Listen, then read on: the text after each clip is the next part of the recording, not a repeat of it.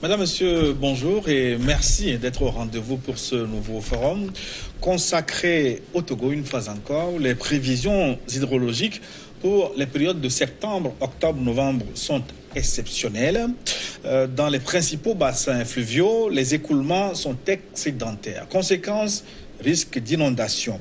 Mais quels sont les mécanismes de prévention, d'alerte et de prise en charge des populations vulnérables? Nous en parlons avec deux spécialistes que nous avons invités au plateau cette semaine. Je vous le présente maintenant. Nous sommes avec Nelson Akibode Akintola. Monsieur Akibode, bonjour. Oui, bonjour Monsieur Gilles. Merci une fois encore d'être au rendez-vous. Vous êtes spécialiste de géomorphologie, hydrosystème et directeur de la prévention, de la coopération et des affaires humanitaires à l'ANPC, l'Agence nationale de la protection civile du Togo. Oui. Avec vous, le directeur adjoint de l'ANPC, Monsieur Haïm Ouro Saïm. Bonjour, Monsieur le directeur adjoint. Bonjour. Comment allez-vous? Je vais bien. D'accord, donc comme je le dis, vous êtes le directeur général adjoint de l'Agence nationale de la protection civile du Togo. Je voudrais donc qu'on commence par parler de ces mois exceptionnels, septembre, octobre, novembre, qui connaissent une pluviométrie hors du commun, Monsieur Akibode. Justement, merci beaucoup, Monsieur Gilles, pour la préoccupation. Ça, il faut le reconnaître que les prévisions de la saison indiquent que, contrairement à ce que nous avons connu certaines années, des années sèches, l'année 2018 va être un peu plus humide. Et donc, le travail fait, une lecture ou une analyse croisée des données rassemblées autant météorologiques, hydrologiques, voire l'occupation de l'espace, indique vraiment que à l'échelle de bassin, certaines parties du Togo vont être exposées aux inondations, aux crues. Donc les risques d'inondation dont je parlais sont réels. Ah oui, ils sont réels, et surtout dans les bassins fluviaux, les cours d'eau, les retenues, les plans d'eau, les bas-fonds, à ce moment, vraiment constituent des réceptacles d'eau, de pluie, des réceptacles d'eau de pluie de ruissellement, tout comme des eaux fluviales. Donc, ce sont des prévisions ou déjà des réalités. Est-ce que des populations subissent actuellement des assauts, des crues suite à ces pluies, on va dire, abondantes? Oui, Gilles, je pourrais dire que ce sont des prévisions qui sont devenues des réalités. Et comme le gouvernement le voudrait bien, a pris des dispositions, nous avons suffisamment travaillé ce qui concerne les prévisions. Et donc, on s'attendait, on ne le souhaitait pas, mais on s'attendait vraiment à ces situations de débordement de cours d'eau un peu partout. Donc, je vais revenir à vous tout à l'heure pour voir concrètement quel est l'état des lieux. Monsieur le directeur adjoint, l'ANPC, justement, est-ce que c'est elle qui s'est chargée d'évaluer, de prévoir les situations de catastrophe, les situations d'inondation? Que fait votre agence? Merci, M. Gilles. Je voudrais, avant de répondre à votre question, rappeler que l'Agence nationale de la protection civile, dans l'une de ses missions principales, est chargée de coordonner l'ensemble des actions de prévention et de gestion des catastrophes sur l'ensemble du territoire national. Et en tant que tel, quand on prend le volet prévention, ça veut dire que l'agence est l'actrice principale de l'alerte. Donc, par rapport à ces volets, nous disposons de ce qu'on appelle le système d'alerte précoce, qui réunit en son sein les spécialistes des services d'hydrologie, de la météorologie, de l'université, de la Croix-Rouge togolaise et la direction de la prévention de l'ANPC. Dans tous ces spécialistes se retrouvent très souvent pour l'analyse des informations reçues de l'hydrologie et de la météo. Ils font des recoupements et à la suite de ces recoupements, on sort ce qu'on appelle les bulletins par période donnée. Donc souvent c'est sur une période de 3 mois. Donc c'est à travers les résultats de ces bulletins qu'on arrive à comprendre davantage ce qui nous attend pour la période définie. Donc en tant que tel que le directeur de la prévention l'a dit, donc, par rapport au dernier bulletin qui est sorti, on a compris que les pays, surtout les zones qui sont traversées par les bassins fluviaux, seront vraiment embêtés par les eaux. Mais ça, c'est dans le bulletin. Mais est-ce que vous portez ces informations à la connaissance des concernés, c'est-à-dire les populations? Une fois que le bulletin est édité, donc il est vulgarisé au niveau non seulement des autorités administratives et locales, mais au niveau même de la communauté à travers les chefs coutumiers. Et au-delà même, on va jusqu'aux radios communautaires où les informations sont relayées dans la langue française et dans la langue locale. Donc, ce qu'il faut dire, M. Akibole, que ça veut dire que les populations vulnérables savent à quoi s'attendre avec ces pluies abondantes. Est-ce qu'elles sont vraiment informées?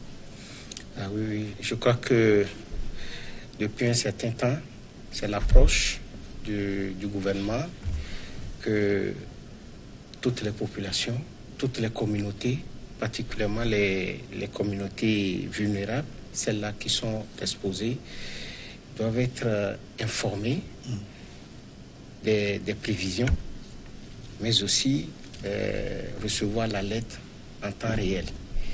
Et si vous avez bonne mémoire, que je crois il y a de cela 2 mois, où il y avait eu des ateliers qui ont regroupé des noyaux de journalistes, des hommes de médias pour une large diffusion, non seulement afin que ces derniers s'approprient davantage de ce que le travail que l'ANPC est en train de faire dans le sens de la prévention et l'alerte, mais aussi que ces derniers restent les grands porteurs de l'information. Donc, comme le directeur général adjoint l'a dit, dès que les bulletins sont émis, nous les envoyons aux journalistes, au noyau de journalistes. Je crois que vous en avez reçu également.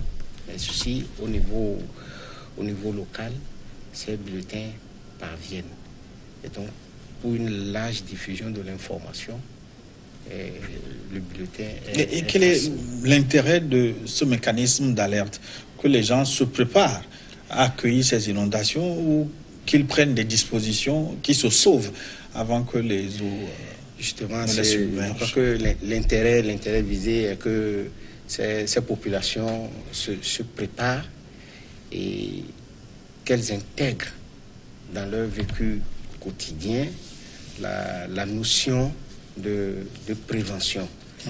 Et donc, je crois que le peu de temps d'observation que nous avons eu, il y a maintenant un début où ces populations commencent vraiment par se préparer. Celles-là qui sont vraiment exposées, les communautés riveraines des cours d'eau ou des plans d'eau et autres là, commencent par se préparer et pour faire face aux différents assauts des cours d'eau. Et quelles sont, avant de revenir au directeur, quelles sont les zones vraiment touchées à ce jour et dans quelles proportions? On a abondamment parlé de la zone de Langbeto avec les crues du Mono, mais en réalité, scientifiquement, quelles sont les zones qui ont été affectées?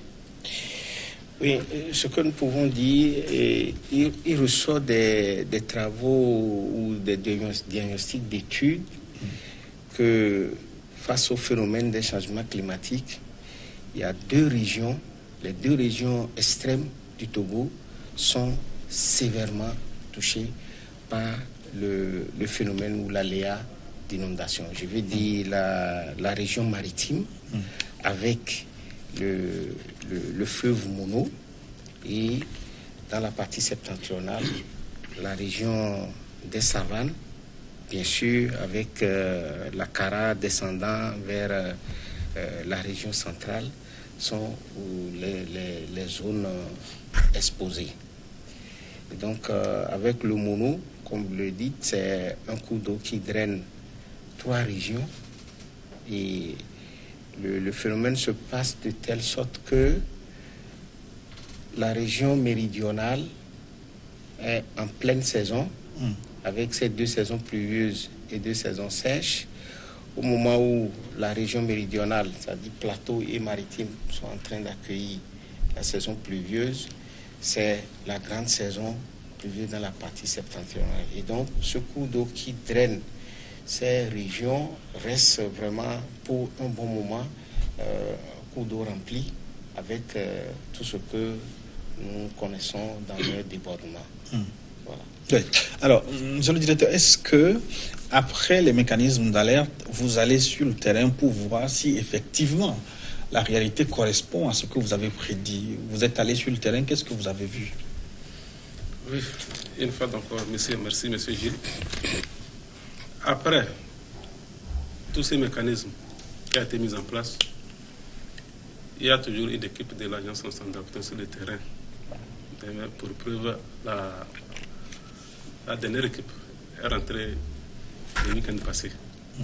Donc, et par rapport à ce qui est constaté sur le terrain, on comprend que les prévisions deviennent une réalité sur le terrain. Donc, et nous vivons actuellement certaines situations d'inondation dans certaines localités à travers le Togo. Quand je prends la zone sud du Togo, notamment à Lomé ici, on a déjà connu des cas d'inondation dans la partie ouest de Lomé, notamment, je vais parler de Dogomé, plus précisément à Madaome et à Pédoucouen. Donc, il en est de même de la préfecture d'Abou qui a eu la rivière débordée qui a entraîné l'écroulement de beaucoup de maisons. Donc, une équipe a été dépêchée sur le terrain pour l'évaluation des besoins. Donc, il en est de même de la partie septentrionale où le cru du fleuve Oti a emporté beaucoup de champs, de riz, pour de part et d'autre des dérives de la rivière, de même que Mandouri, la préfecture de Pagnal, qui a été sérieusement frappé, où on a resté plus de 20 localités qui sont même coupées du reste de la préfecture par les eaux. Donc c'est pour dire que les prévisions qui ont été éditées dans les bulletins sont confirmées sur le terrain. Ça veut dire que les experts ont bien travaillé alors, hein? Heureusement ou malheureusement. Mais est-ce que vous disposez déjà, pour qu'on ait une image des dégâts qui ont été causés par ces pluies diluviennes, est-ce que vous avez des chiffres, des statistiques, un bilan précis? Est-ce qu'il y a eu mort d'homme? Est-ce qu'il y a eu des blessés? Combien de déplacés? Est-ce que vous disposez déjà de ces informations, M. Akibode? Oui, il y a eu des informations, des données partielles, d'autant plus que nous sommes toujours en saison pluvieuse et donc nous ne pouvons pas dire au jour d'aujourd'hui que nous disposons déjà de toutes les données des dégâts et autres. Mais est-ce qu'il y a eu beaucoup de populations déplacées? Oui, c'est des déplacements, au fait, des déplacements ponctuels qui ne durent pas pour autant, et, mis à part la partie septentrionale où actuellement il y a certaines parties du pays sont sous l'eau et celles que nous avons connues dans Lomé remontant, c'est de brefs déplacements, mais toutefois les foyers retournent dans leur domicile. Mais la saison de pluie n'est pas encore terminée. À quoi doit-on s'attendre? Est-ce qu'il va pleuvoir davantage ou le pire est derrière les populations? Gilles, vraiment, on ne va pas souhaiter le pire. On ne va pas souhaiter le pire, mais nous allons recevoir ce que la nature nous apporte. Et avec les dispositions que le gouvernement a prises, tout cela nous permettra vraiment de faire face. Et les prévisions indiquent clairement que le trimestre octobre, novembre. Non, je crois septembre, octobre, novembre va être humide, particulièrement le mois d'octobre, le mois que nous venons de commencer, d'entamer, va être très humide avec des pics du niveau d'eau. Et donc,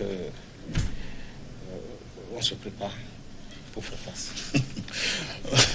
C'est dans ce cadre d'ailleurs que nous nous retrouvons là, avec sous l'instruction de l'autorité, pour attirer encore davantage l'attention des populations, des communautés, d'être très très attentives, d'être très prudentes et d'être à l'écoute des autorités de proximité, d'être à l'écoute des médias et de ne pas trop dormir.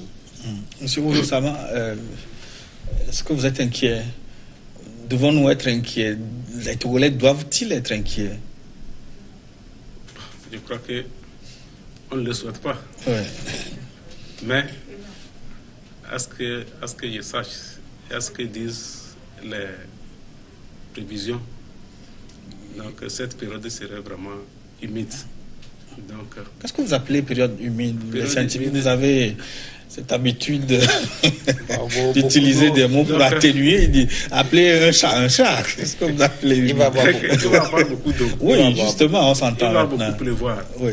Même s'il ne pleut pas au Togo et qu'il pleut au Ghana, on va recevoir beaucoup d'eau au Togo. Donc, tout ce qu'on peut dire, c'est de demander à la population d'être beaucoup plus vigilante, d'être sur les qui-vive pour ne pas être surprise par les eaux. Sinon, on peut tout faire, on peut tout planifier, on peut tout prévenir, mais il n'y a pas de risque zéro. Tout peut arriver. Donc tout ce qu'on recommande, c'est que la population soit vigilante pour que les risques ou bien les effets soient minimisés davantage.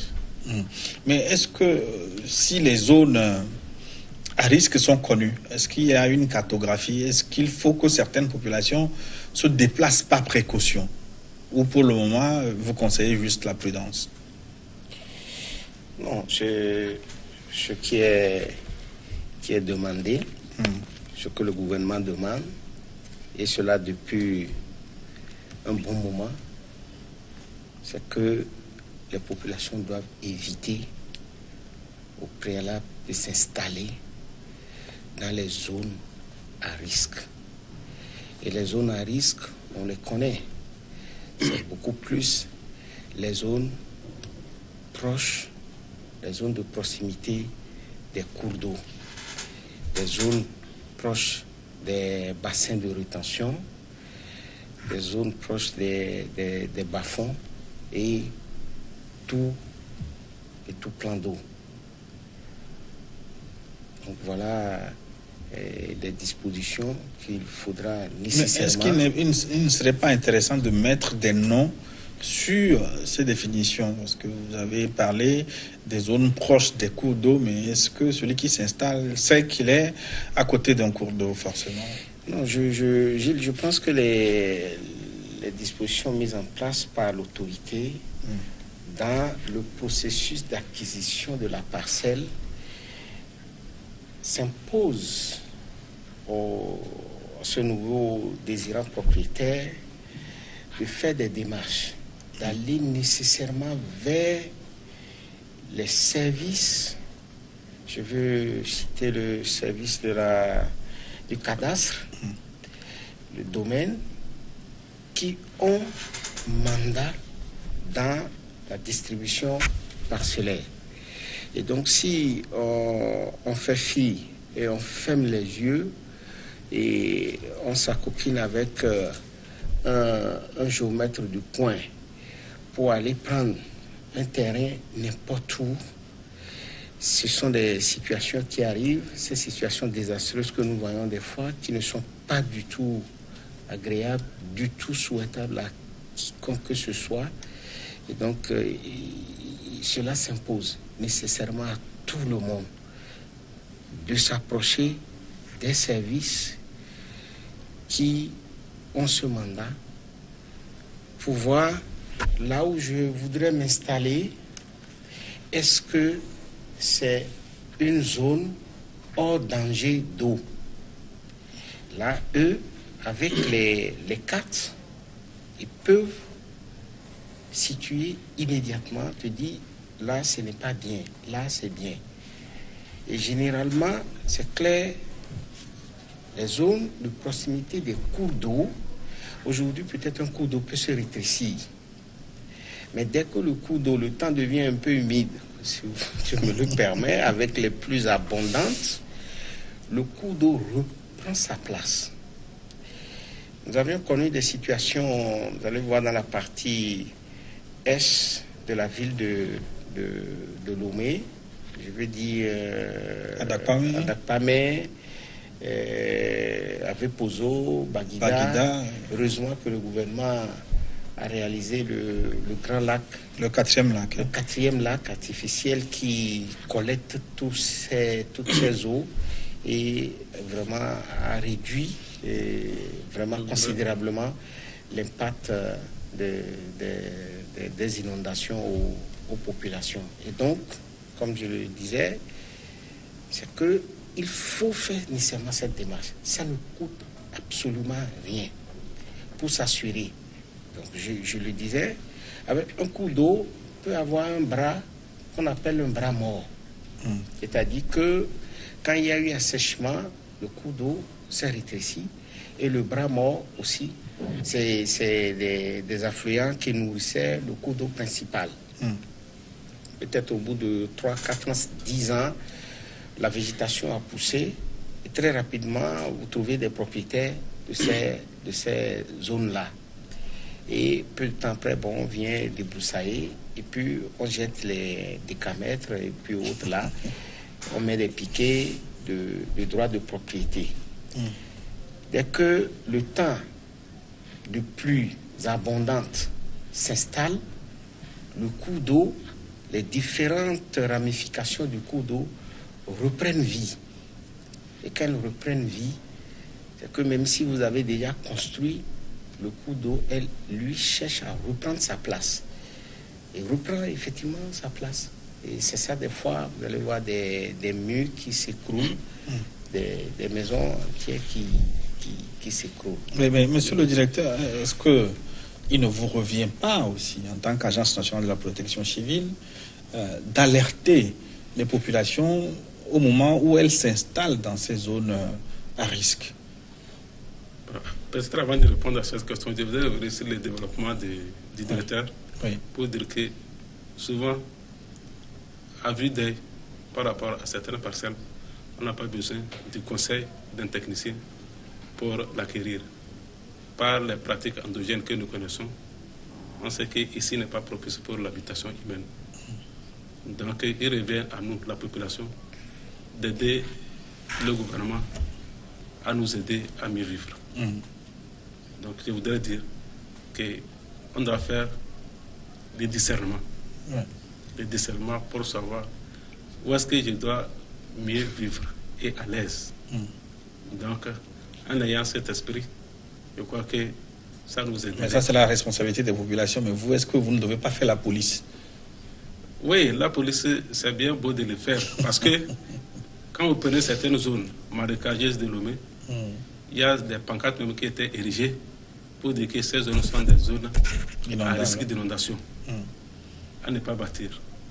Mais, contre toute attente et avec la complicité de certains géomètres véreux et de certains chefs traditionnels, donc nuitamment, les gens apparaissent pour faire les lotissements et d'un bout à l'autre, vous arrivez, les maisons sont déjà érigées. Les gens habitent, vous leur demandez et vous sortent tous les papiers d'acquisition des terrains. de façon légale. Donc, devant ces faits. Donc certains ne vous facilitent pas la tâche. Je dis que nous-mêmes, en tant que population, nous devons aider le gouvernement à satisfaire nos besoins en termes de mieux vivre. Monsieur Akibode, on va parler maintenant de la prise en charge. Maintenant que dans certaines zones, les catastrophes ont surgi, quel est le mécanisme qui vous permet d'intervenir? On parle souvent de plans Orsec ou des plans que vous mettez en branle en cas de sinistre. De quoi s'agit-il exactement? Merci beaucoup, Gilles. Et je crois que dans la gestion des risques de catastrophe, nous la scindons en deux volets. Il y a le volet prévention qui regroupe tout ce que nous avions dit, les réalisations, la construction des bassins de rétention pour endiguer les eaux de ruissellement. Nous en avons cité l'exemple du 4e lac, les bassins de rétention un peu partout, les canaux de drainage. Ça, nous sommes dans la prévention. Et après ce volet, le deuxième volet, c'est la préparation et la réponse. La préparation, souvent, elle est menée, elle est gérée un peu avant les saisons pluvieuses. Je voudrais préciser que nous n'avons pas que à faire face à l'aléa inondation au Togo. Il y a bien d'autres aléas, vents violents, feux de végétation, glissement de terrain, surtout dans les zones, des régions de hauteur. Donc nous travaillons sur tout ça, bien sûr, en collaboration avec les différents départements qui ont la charge de veille sur ces thématiques. Et donc, pour la gestion des urgences, dans la préparation, le gouvernement, bien sûr, à travers l'Agence nationale de protection civile, planifie tout à travers l'instrument de planification que nous appelons le plan national de contingence, qui met tout, qui planifie tout sur la base des scénarios très élevés, c'est-à-dire que la catastrophe est arrivée avec un grand nombre de sinistrés, de dégâts matériels importants. Quelles sont les dispositions qu'il faudra prendre pour aller au secours des populations? Le scénario moyen, c'est un nombre encore plus réduit, et le scénario faible. Dieu merci, jusqu'à présent, nous n'avons pas encore connu véritablement de scénario fort ou moyen. Nous restons toujours, et ça, c'est la valeur ajoutée du travail qui est fait en amont à travers les prévisions et les alertes quotidiennes pour nous éviter le grand danger. Même donc, avec les pluies exceptionnelles de cette année, est-ce que vous avez relevé le niveau d'alerte? Si. Donc, les pluies, comme on le disait, les pluies, elles sont toujours abondantes, mais c'est les dispositions, que ça sur le plan infrastructure, tout ça, qui font que vraiment l'impact est minimisé un temps soit peu. Oui, et cette année, quels sont les cas de figure? On peut atteindre le moyen ou... Oui, comme on l'a dit, on ne le souhaite pas, on ne souhaite pas que ça arrive, parce que quand le cas moyen arrive, c'est des milliers de populations qui sont affectées avec des pertes en vies humaines, des dégâts matériels importants. Est-ce que c'est possible cette année, ce cas moyen? Est-ce qu'il faut, c'est envisageable? Nous sommes dans les suppositions. Hein? Ah non, je crois que le directeur général adjoint a dit on ne le souhaite pas, mais avec les prévisions qui indiquent les plus abondantes, la particularité que nous sommes en train de constater pour notre pays est que, et pourquoi pas dans la sous-région, est que les plus abondantes arrivent en un temps record. Donc c'est plus intensive dans un intervalle de temps très court. Ce qui fait que on enregistre des pluies d'une heure, 2 heures qui pouvaient être étalées sur un mois. Vous comprenez que ce que cela pouvait avoir comme impact. Alors donc je poursuis pour dire que après l'outil de planification, le plan national de contingence, nous avons le plan Orsec qui déploie l'action opérationnelle sur le terrain. C'est pour dire que rien n'est fait au hasard, tout est organisé, planifié, avec bien sûr l'appui, comme on le dit, le nerf de la guerre, c'est les ressources, c'est l'argent. Mais avec la planification déjà, est-ce que vous ne mettez pas à l'abri les ressources nécessaires? Ah oui, j'en viens avec le directeur. Déjà, on peut toujours revenir là-dessus pour dire que le gouvernement n'est pas resté les bras croisés pour regarder sa population subir les assauts de l'eau. Je crois qu'il y a des prévisions dans la gestion des catastrophes, dans la prévention. Il y a des prévisions également de ressources pour venir en assistance aux populations affectées. Oui. Monsieur le directeur, monsieur Akibouri, il me semble, il marche un peu sur les eaux là. Vous... Moi, sur les œufs, pardon. Mais vous, dites-nous la vérité, sans détour. À quoi devons-nous nous attendre cette année et à quel moment précisément? Est-ce que ça va vraiment chauffer? Non, on ne souhaite pas que ça chauffe. Oui, ça je sais. Mais... Oui, on ne le souhaite pas. Mais je crois qu'avec toutes les dispositions prises, on n'en viendra pas au pire. Donc, mais au moins, la sensibilisation continue. Donc les dispositions sont en train d'être prises pour vraiment éviter les prises. Même si le faille que ça arrive, qu'on puisse quand même minimiser l'impact de ces catastrophes sur la population. Donc une fois que l'impact est minimisé, ça veut dire que la population est moins atteinte par les effets et comme ça, on aurait un plus-value par rapport. À quel moment il faudra être particulièrement vigilant durant ces mois de septembre, c'est déjà passé, octobre et novembre? À quel moment faudrait-il être vraiment vigilant? Selon la prévision, c'est le mois d'octobre qu'on peut connaître les pics. Donc, en tant que tel, on doit être beaucoup plus vigilant en ce mois-ci. Oui, ce mois, c'est 31 jours. Quand exactement? Est-ce que vous pouvez être plus précis? La précision, il faut dire que nous sommes toujours à la merci de la nature, hein, oui. Parce qu'on ne peut pas tout prévoir. Donc, il y a aussi des effets de surprise. C'est ce qu'il disait tantôt, qu'il peut ne pas pleuvoir au Togo. La météo peut dire qu'il n'y a pas plu au Togo, mais entre-temps, le Ghana a reçu beaucoup d'eau. Donc, les eaux qui seront drainées du Ghana vers le Togo peuvent entraîner les inondations au niveau des Palmiers, puisqu'il y a les rivières des Palmiers qui prennent les ressources au niveau du Ghana. Donc, une fois que le Ghana reçoit de l'eau, donc toutes ces eaux sont automatiquement entraînées vers le Togo. Et même, pourquoi pas, les eaux. Le Pelé aussi peut toutefois en recevoir l'impact de ces eaux. Donc, pour dire qu'on doit être vigilant à tout moment. Oui, mais à tout moment, c'est demander quand même trop. Mais sur vos papiers, il n'y a pas de dates indiquées en rouge. Moi, surtout le mois d'octobre, est-ce que c'est entre le 15 et le 20 ou le 25?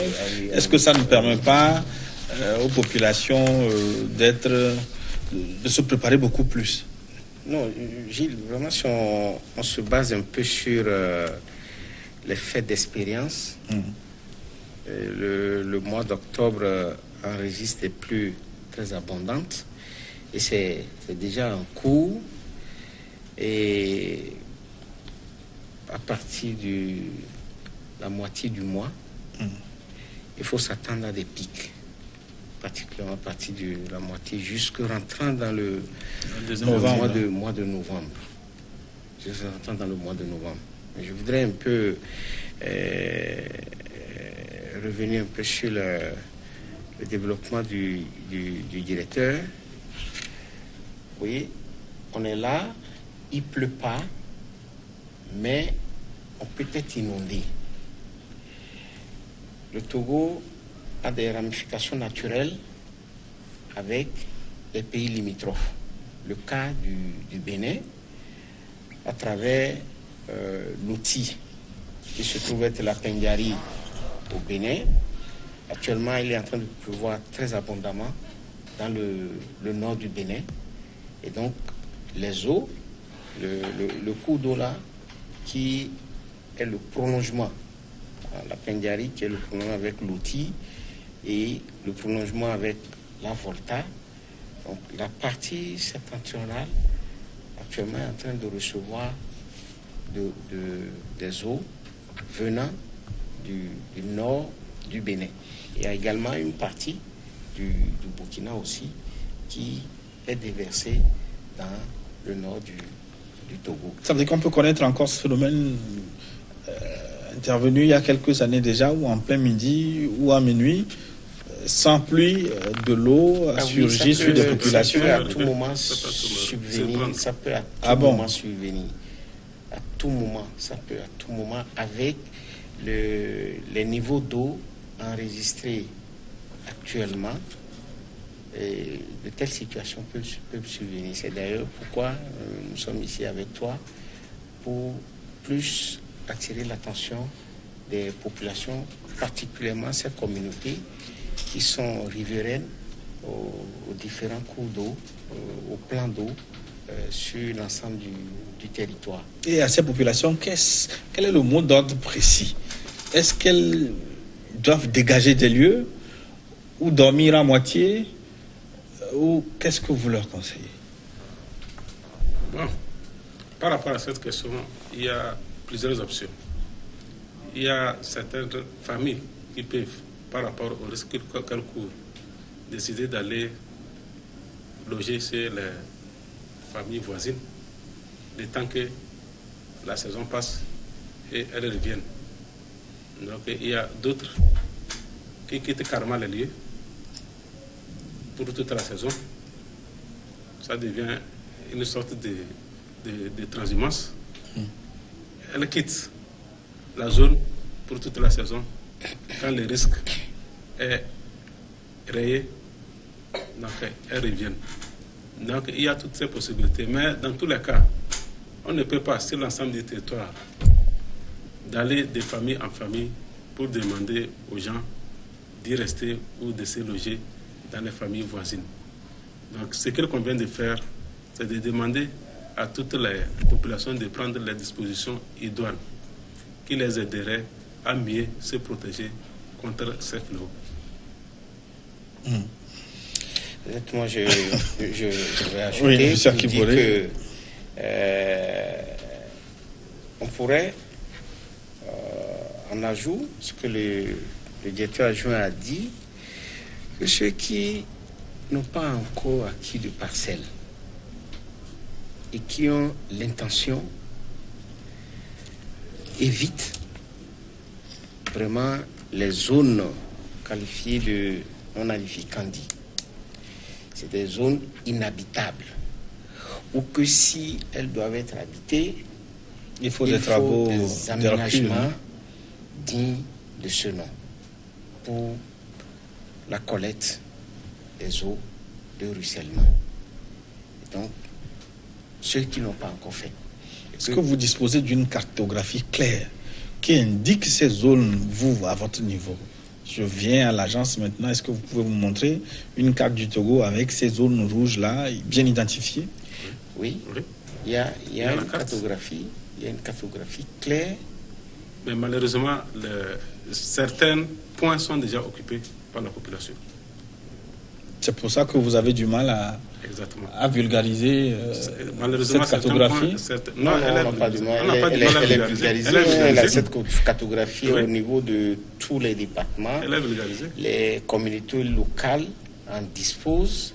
Et à chaque fois, dans nos séquences de sensibilisation périodique, on revient, on en fait toujours mention pour attirer l'attention des populations. Mais avant qu'on aborde le dernier aspect de cette émission, mais M. Akibo, dites-moi, pourquoi ces pluies sont si abondantes cette année? On parle de petites saisons pluvieuses, d'août jusqu'à novembre-décembre, mais pourquoi la grande saison se retrouve finalement dans le lit de la petite saison? Ah oui, comme on le dit, je pense que c'est Faraday qui dit rien ne se perd, rien ne se crée, tout se transforme.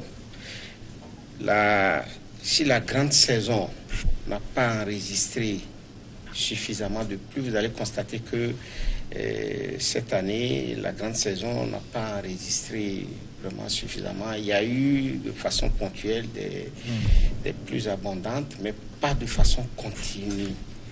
Et donc, à coup sûr, ce qui n'est pas déversé pendant la grande saison pluvieuse est déversé pendant la petite saison pluvieuse. Et tout cela est mis au dos de la variabilité climatique, les perturbations du climat que nos pays, voire même à l'échelle de la planète, nous sommes en train de connaître. Un des effets du changement climatique, vous voulez dire? C'est un des effets du changement climatique. C'est l'effet du changement. Les décalages, pas une répartition régulière, mais répartition discontinue avec ces séquences de pluies abondantes. Est-ce que cette pluviométrie bizarre, est-ce qu'elle va avoir des répercussions sur la production agricole également? Dans vos prévisions, est-ce que vous tenez compte de cet aspect aussi? Justement, parce que il y a certaines cultures qui ne nécessitent pas beaucoup d'eau.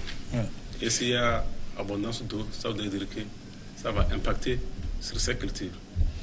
Est-ce que les agriculteurs ont tenu compte de vos prévisions? Puisqu'on travaille en synergie, on travaille dans une plateforme où toutes les structures sont impliquées, notamment le ministère de l'Agriculture. Donc, toutes ces prévisions sont exploitées par les agriculteurs aussi au fin de l'agriculture. Donc cette année, qu'est-ce qui va se passer? Les pluies vont perturber les cultures ou on aura plutôt le contraire, des récoltes, la moisson sera abondante? Ça dépend des eaux enregistrées par zone. Vous le savez qu'il y a certaines cultures qui dans leurs caractéristiques, n'ont pas besoin trop d'eau. C'est-à-dire que c'est la limite moyennement. Je parle bien sûr sous réserve des techniciens de l'agriculture, mais ce que je connais, ce que je vois souvent est que le maïs, lorsque le maïs venait à être très arrosé, le pied ne produit pas bien. Donc il y a certaines zones qui sont sous eau, et c'est beaucoup plus les champs qui sont affectés. Et donc, il faut prévoir déjà les rendements agricoles pourraient ne pas être les prévisions ou les prévisions c'est pas fixé pour l'année. On va conclure cette émission, monsieur le directeur, pour parler de la prise en charge, après la planification, la budgétisation. Aujourd'hui, est-ce que vous avez les moyens pour intervenir en cas de sinistre plus ou moins sérieux? Je vous remercie. Je voudrais dire au passage, rendre hommage au chef de l'État, à travers lui tout le gouvernement, pour les discussions prises par rapport à la création de l'Agence nationale de la protection civile et tous les accompagnements nécessaires qui lui ont été octroyés pour son opérationnalité. Donc, pour revenir à la question que vous venez de poser, je peux dire oui, parce qu'il y a des actions qui sont déjà entreprises par rapport aux inondations qu'on a reçues de ça et là. Donc je voudrais parler de la zone ouest de Lomé, où l'agence a pu déjà intervenir en termes d'assistance humanitaire à apporter à la population sinistrée qui s'est déroulée la semaine passée.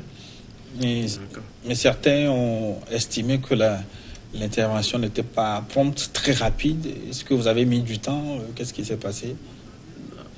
Quand la situation arrive, il faut d'abord connaître les besoins de la population avant d'apporter l'assistance. Donc quand on est alerté, on envoie une équipe technique sur le terrain qui fait l'évaluation des besoins. Et en termes d'évaluation des besoins, il y a des besoins urgents auxquels il faut apporter une réponse immédiate. Donc, ça peut prendre 48 ou 72 heures. Et par rapport au cas d'Adougoumen, on n'a fait que 72 heures pour intervenir. Donc, je crois que de la situation vécue et la réponse apportée, il n'y a que 72 heures. Je crois que la réponse n'a pas été tardive. Et pour le futur, donc, vous estimez que vous avez les moyens aujourd'hui? Plus on est vite saisi, plus on pourra réagir comme cela se doit. Mais on espère qu'on pourra tenir dans la cagnotte par rapport aux situations qui vont se présenter à nous. Monsieur Akibode, vous avez tout en place, les équipes de sauveteurs, des vivres, des produits pour soigner, les hélicoptères pour parer à toute éventualité. Tout est au point selon vos prévisions? Oui, je peux le dire que tout est en place. Mais je voudrais compléter pour dire que quand des situations d'urgence arrivent, et bien avant qu'il y ait une réponse de façon générale pour une prise en charge, les cas vraiment critiques, c'est automatique sur le terrain avant même l'évaluation pour intervenir. Et des fois, ce sont les sinistrés eux-mêmes qui ne facilitent pas la tâche de l'intervention rapide. Sinon, il y a l'assistance qui est là, mais pour intervenir, les sinistrés sur le terrain, c'est encore tout un problème à gérer pour pouvoir bien décanter qui est sinistré, qui ne l'est pas. Et par rapport à votre préoccupation pour dire si tout est prêt, je peux vous rassurer que tout est prêt. L'ANPC, comme le DG l'a dit, travaille avec les autres départements qui travaillent également pour l'urgence. Vous avez les sapeurs-pompiers qui interviennent vraiment dans le danger pour sortir les sinistrés du danger. Il y a le secteur de la santé qui est prêt. Et donc, ça, c'est des rencontres qu'on avait eues à préparer et tous les acteurs se tiennent prêts à parer à toute éventualité. S'il n'y avait pas eu ça, les interventions qui sont déroulées ces derniers temps, c'est grâce vraiment à ça. Cette vigilance. Et qu'actuellement, on est en train de se préparer, comme le DG l'a dit, pour la partie septentrionale. Merci. Merci en tout cas d'être venu tirer la sonnette d'alarme. On va dire, on va prier pour que le pire ne survienne. Merci une fois encore. Haïm Ouro Salim, le directeur adjoint de l'Agence nationale de la protection civile du Togo, et monsieur Akibode Akintola. Vous êtes spécialiste de géomorphologie hydrosystème, directeur de la prévention, de la coopération et des affaires humanitaires à l'ANPC Togo. Merci. On va marquer une pause pour cette première partie de New World Forum. Gardez l'écoute, une pause, une nouvelle édition du journal. On se retrouve dans un instant pour la seconde partie. À tout de suite.